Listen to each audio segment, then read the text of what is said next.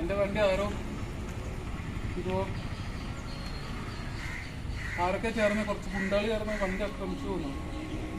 എന്തൊക്കെ ചെയ്യാൻ മൊത്തം സാധനങ്ങളൊക്കെ പുതിയ വണ്ടിയായിരുന്നു. കട്ടൂർ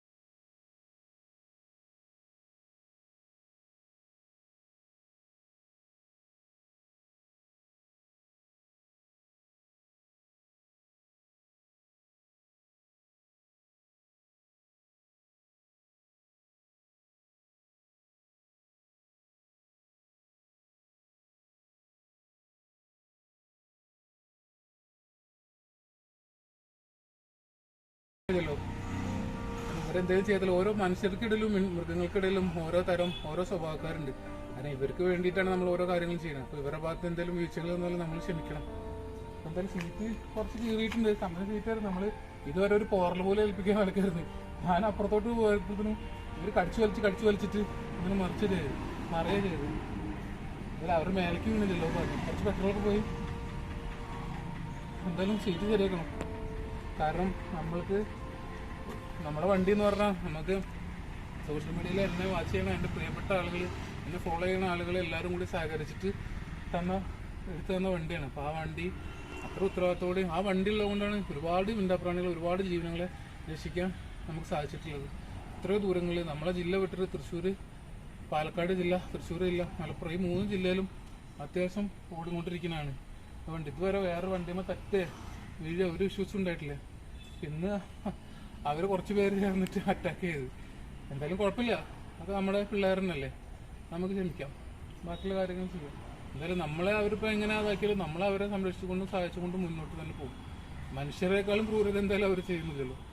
അപ്പോൾ ഓക്കെ, വണ്ടി റെഡിയാക്കിയിട്ട് നമുക്ക് കാണാം.